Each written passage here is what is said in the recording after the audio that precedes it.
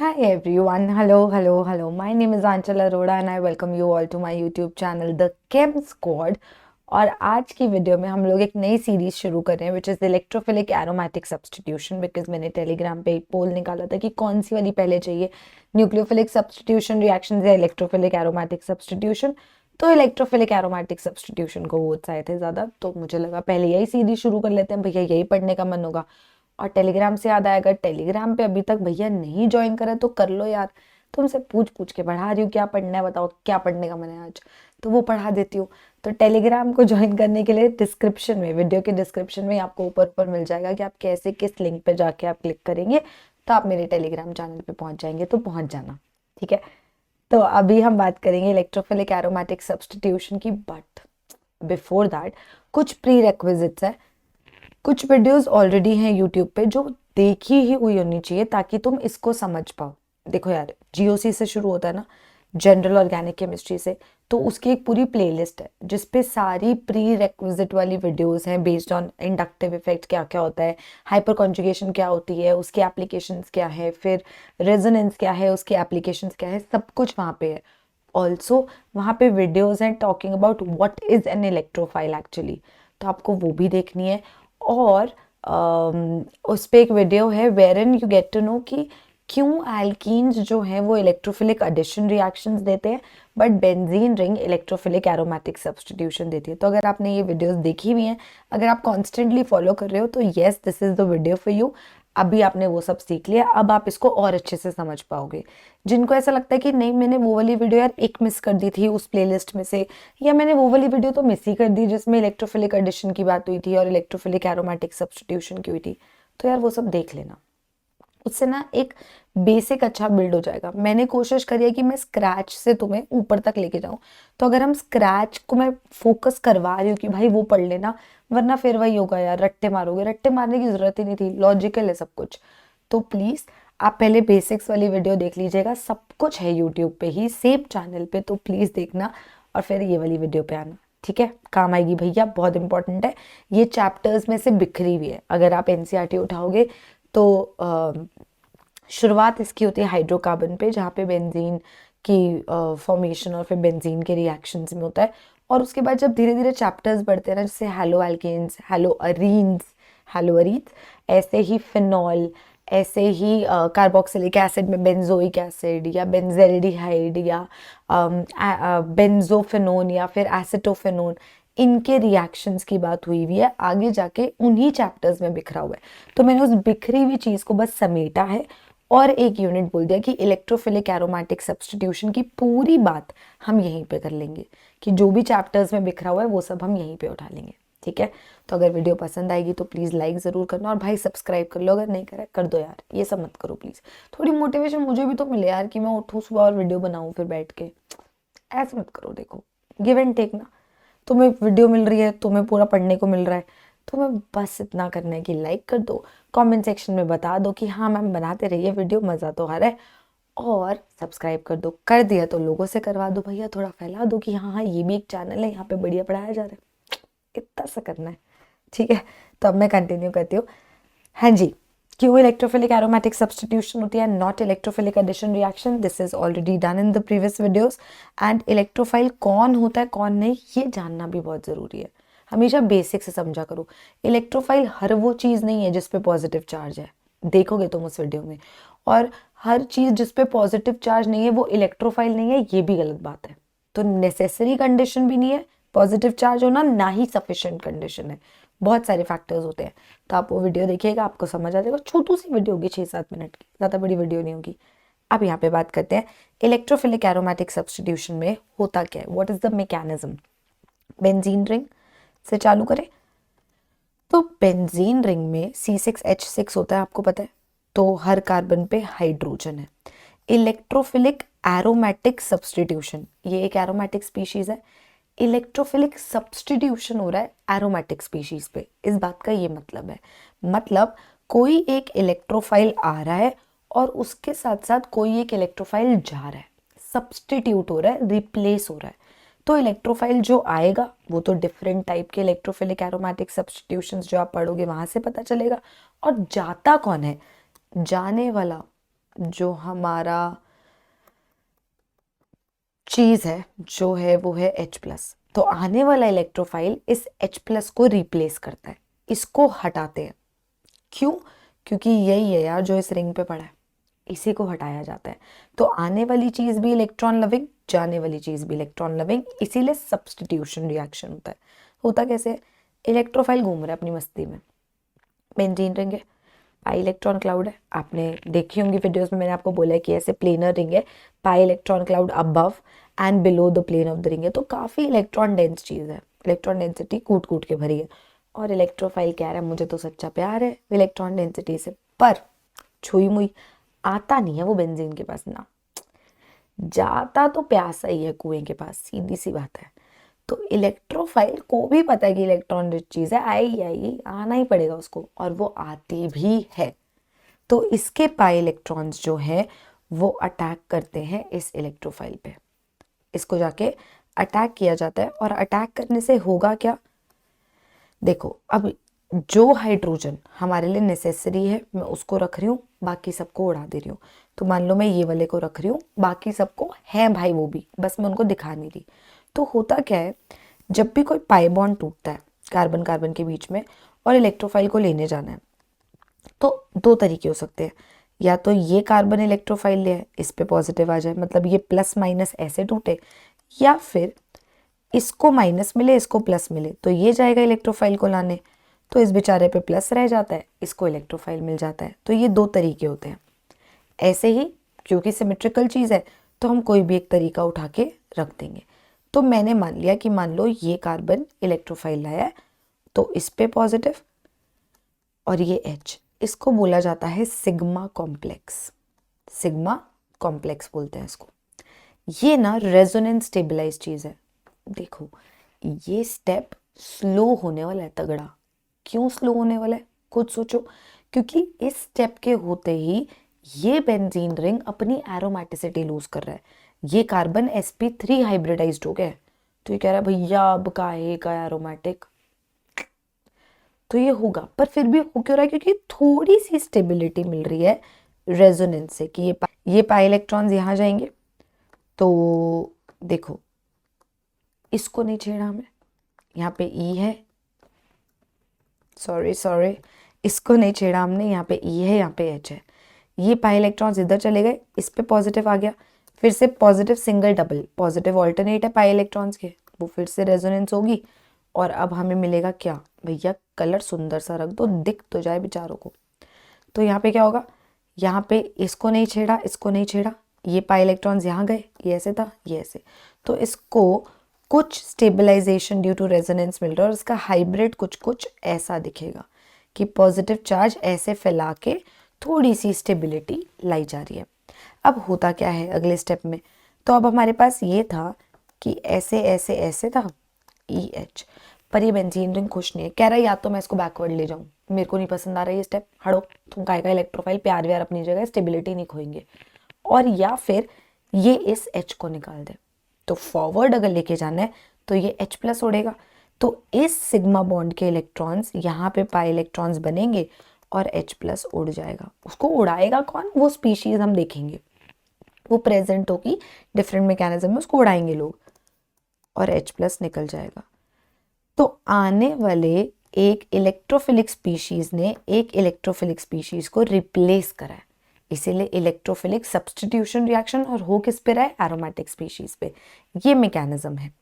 Different types of electrophilic aromatic substitution आप देखोगे, halogenation देखोगे, nitration, sulphonation, Friedel Crafts reactions, जिसमें फ्रीडल क्राफ्ट अल्काइलेशन होगा, फ्रीडल क्राफ्ट एसाइलेशन होगा। Not just for benzene, we will be taking up everything जो पूरे chapters में spread है ना, ऐसे पूरा कि फिनॉल क्या करेगा, अच्छा इसको क्लोरोबेंजीन इसके साथ क्या करेगा, सब कुछ देखेंगे। तो before we begin the mechanisms and we actually get into details, पहले देख लेते हैं कि अगर मुझे एक बेंजीन रिंग दी और इसके भाई बहन दिए, इसके डेरिवेटिव्स दिए, तो वो लोग कैसे रिएक्ट करेंगे, कौन ज़्यादा अच्छे से रिएक्ट करेगा इलेक्ट्रोफाइल के साथ, कौन कम अच्छे से। पहले वो भी तो सीख ले कि किसकी रिएक्टिविटी टूवर्ड्स इलेक्ट्रोफाइल ज़्यादा है। तो देखो भैया, सुनो मेरी बात ध्यान से, ये हमें कुछ स्पीशीज दिया, हमें बोला सुन यार एक बात बता, इंक्रीजिंग ऑर्डर या decreasing order of electrophilic aromatic substitution क्या होगा? तो हम बोलेंगे अच्छा इलेक्ट्रोफाइल पे अटैक करना है ना। रेट, तो मतलब इलेक्ट्रोफाइल गरीब, इलेक्ट्रॉन डेफिशिएंट, उसको इलेक्ट्रॉन डेंसिटी चाहिए, और जो हमारी रिंग है वो इलेक्ट्रॉन रिच होनी चाहिए। तो जितनी ज़्यादा इलेक्ट्रॉन डेंसिटी अपनी रिंग के पास होगी, उतना ज़्यादा उसको प्यार आएगा इलेक्ट्रोफाइल पे कि देख मेरे पास कितनी रईसी है, और उतने अच्छे से वो अटैक कर पाएगा इलेक्ट्रोफाइल को, उतना बढ़िया रेट होगा। तो अपने को दिमाग में ये रखना है कि सुनो, जो भी रिंग अपन को दी है उसके पास इलेक्ट्रॉन डेंसिटी तगड़ी होनी चाहिए ताकि वो इलेक्ट्रोफाइल को अटैक कर पाए। सीधी सिंपल सी बात इतनी है। तो देखते हैं यार वो वाली चीज़ भी। अब जैसे ये बेंजीन है, यहाँ हमें पता है हाँ हाँ रेजोनेंस है, हाँ हाँ एरोमेटिक कंपाउंड है, पाई इलेक्ट्रॉन क्लाउड ऊपर नीचे नाच रहा है, पता है, नॉर्मल, सीख चुके हैं। एक्स्ट्रा कोई चीज़ लगी है तो बताओ वो क्या कर रही है उसके साथ, क्योंकि कंपेयर तो तभी करेंगे।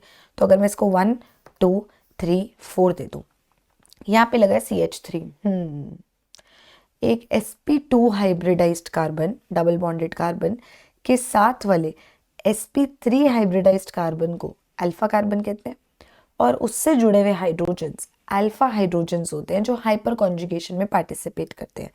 और अगर आपने अच्छे से पूरी GOC की वीडियोस फॉलो करी हैं तो आप मेरी बात समझ ही गए होंगे कि मैं आपको कहाँ लेके जा रही हूँ, कि ये जो सिग्मा बॉन्ड है ये टूटे, ये ऐसे रेजोनेंस हो और ये पूरे रेजोनेटिंग स्ट्रक्चर्स बने। आई होप याद होगा, एक के बना दे रही हूँ, सॉरी, नेगेटिव चार्ज, फिर ये इधर जाए, ये इधर जाए पैरा पे, तो ये double bond negative. I hope videos follow करिए हैं भैया। फिर ये इधर घूमे, ये इधर घूमे, अभी मैं ऐसी लैंग्वेज बोल रही हूँ वहाँ पे पूरा अच्छे से समझाए क्यों घूमता है, क्या चल रहा है। डबल बॉन्ड CH H, ये इधर घूमे, ये इधर घूमे, ओ भैया मैं एक H खा गई पूरा, ओहो ये भी तो रुल रहा है आसपास, इसी का तो बॉन्ड टूटा है। और फिर फाइनली आपको ये मिल जाएगा। तो बेसिकली हाइपर कॉन्जुगेशन की वजह से प्लस H इफेक्ट की वजह से इलेक्ट्रॉन डेंसिटी बेंजीन रिंग को दी जा रही है ना, इलेक्ट्रॉन डेंसिटी बेंजीन रिंग को दी जा रही है, तो इलेक्ट्रॉन डेंसिटी उस पर बढ़ाई जा रही है। रही सी अमीरी अगर उस पर बढ़ रही है तो वो इलेक्ट्रोफाइल को और अच्छे से अटैक कर सकता है। और हमें ये पता है कि जितने ज़्यादा अल्फा हाइड्रोजन्स उतनी ज़्यादा हाइपर कॉन्जुगेशन। यहाँ पे 3 अल्फा हाइड्रोजन्स है, यहाँ पे 2 अल्फा हाइड्रोजन्स है, sp2 के साथ वाले sp3 पे 2 ही है ना, और यहाँ पे एक ही अल्फा हाइड्रोजन है। तो जितने ज़्यादा अल्फा हाइड्रोजन्स उतने ज़्यादा हाइपर कॉन्जुगेटिव स्ट्रक्चर्स, उतनी ज़्यादा हाइपर कॉन्जुगेशन और उतना ज़्यादा इलेक्ट्रॉन डेंसिटी डोनेशन। ऐसे सोचें तो सबसे तगड़ा माल इसके पास होगा, सबसे ज़्यादा इलेक्ट्रॉन डेंसिटी इसके पास है भैया, बहुत पैसा है ना, बाकियों के पास कंपैरेटिवली कम। लेकिन ये सब लोग कुछ ना कुछ हिसाब से तो इलेक्ट्रॉन डेंसिटी बेंजीन रिंग पे थोप ही रहे ना, कम ज़्यादा आपस में खेल रहे हैं ना। इस नॉर्मल से तो बेटर है, ज़्यादा ही इलेक्ट्रॉन डेंसिटी है इनके पास, तो सबसे ज़्यादा रिएक्टिविटी किसकी होगी? सेकेंड वाले की, फिर थर्ड, फिर फोर्थ, फिर फर्स्ट। ये ऑर्डर हो जाएगा रिएक्टिविटी का। अगला देखते हैं, जैसे नेक्स्ट केस में बेंजीन रिंग है, चलो भैया नॉर्मल हो तुम, ये NO2 N double bond O, ये सिंगल बॉन्ड है, फिर ये डबल है, पाए double bond single bond double bond, alternate है, रेजोनेंस की पॉसिबिलिटी है।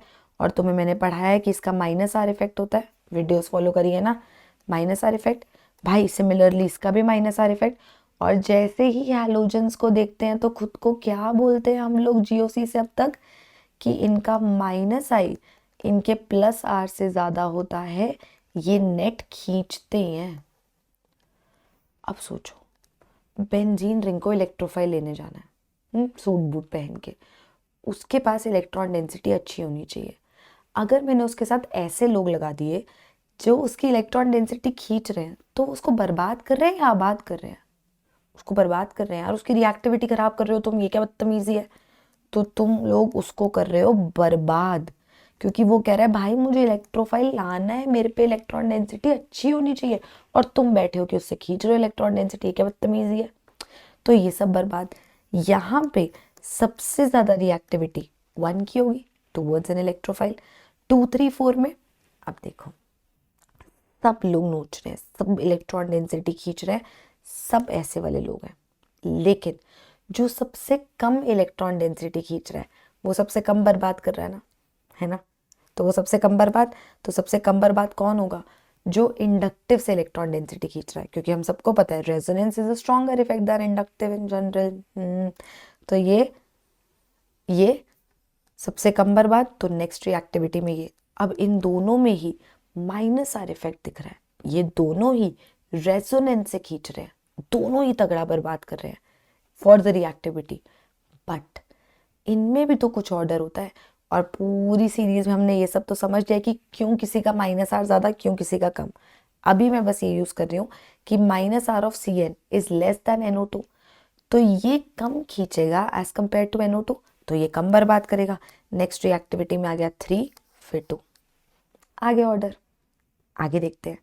अब अगर हमें ये 3 स्पीशीज चाहिए, बेंजीन को बोलो हाँ भाई नॉर्मल, पता है तेरी कहानी पता है, एरोमेटिसिटी वगैरह वगैरह, पाई इलेक्ट्रॉन ऊपर नीचे वो सबके पास है, एक्स्ट्रा बताओ किसके पास क्या है। तो यहाँ पे जो OH लगा है, ऑक्सीजन पे बड़े प्यारे लोन पेयर ऑफ इलेक्ट्रॉन्स होते हैं जो पार्टिसिपेट करते हैं रेजोनेंस में, और हमने ये देखा है कि इस OH ग्रुप का प्लस आर इफेक्ट होता है, जिसकी वजह से ये इलेक्ट्रॉन डेंसिटी बेंजीन रिंग पे बढ़ाता है, specially on the ortho and para positions. ये सब ड्राइंग द रेजोनेटिंग स्ट्रक्चर्स, हाँ GOC पढ़ा है हमने साथ में, तो ये ऐसे करता है। ठीक है, अब ये इलेक्ट्रॉन डेंसिटी बढ़ा रहा है बेंजीन रिंग पे, तो अच्छा कर रहा है उसके लिए, वो और रिएक्ट करेगा जाके किसी भी इलेक्ट्रॉन डेफिशिएंट स्पीशीज के पास, क्योंकि वो तगड़ा, उसके पास बहुत इलेक्ट्रॉन डेंसिटी है। नीचे देखते हैं, ये CH3 भी इलेक्ट्रॉन डोनेटिंग है।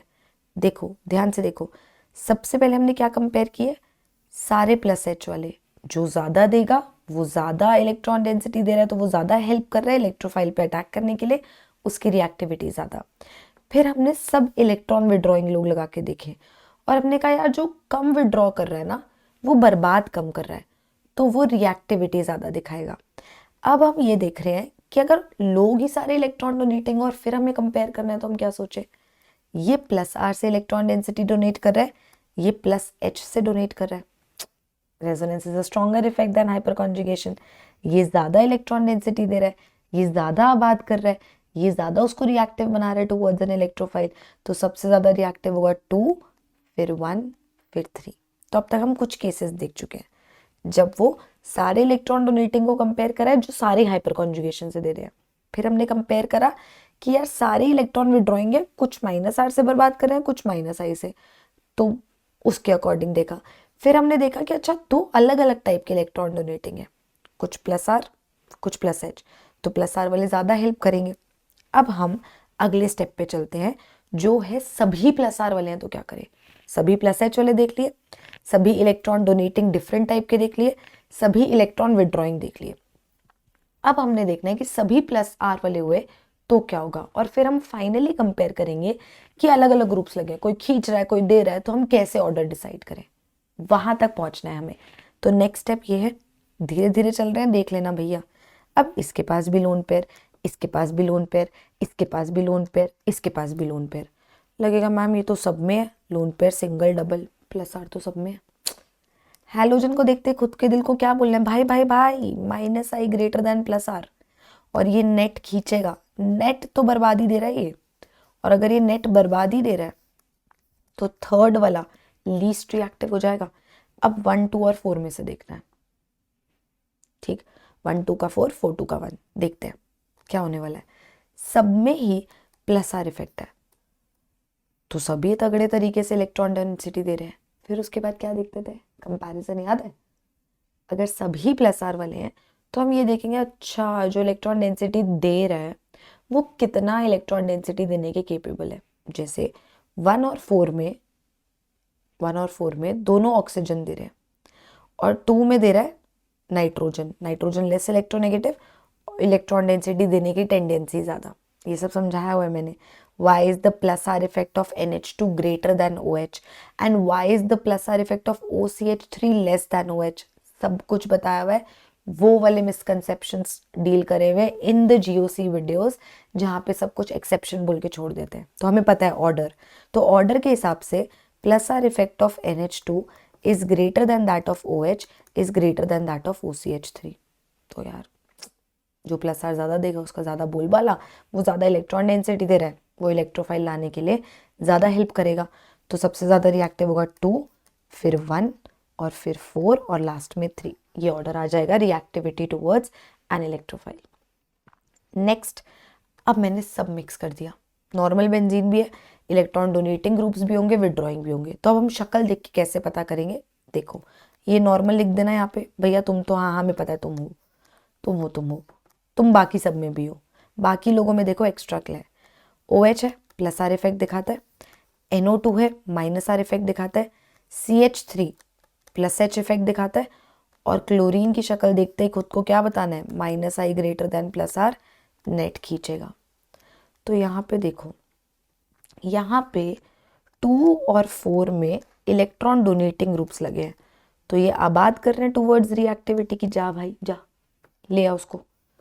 और 3 और 5 में इलेक्ट्रॉन विड्रॉइंग ग्रुप्स लगे हैं, जो उसकी रिएक्टिविटी खराब करवा रहे हैं यार, क्योंकि उससे इलेक्ट्रॉन डेंसिटी खींच लोगे तो वो कैसे लेके आएगा इलेक्ट्रोफाइल को। तो जो आबाद कर रहे हैं वो नॉर्मल बेंजीन से जीत गए, तो 2 और 4 नॉर्मल बेंजीन से जीत गए, और 3 और 5 बेंजीन से भी हार गए। अब इनमें रिएक्टिविटी देखते हैं।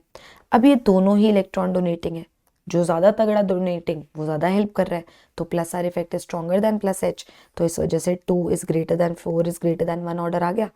5 और 3 में दोनों ही बर्बाद कर रहे हैं, जो कम बर्बाद करेगा वो इनडायरेक्टली हेल्प ज़्यादा कर रहा है, तो कम बर्बाद इंडक्टिव से होगी कोई चीज़, तो ऑर्डर आ गया ये।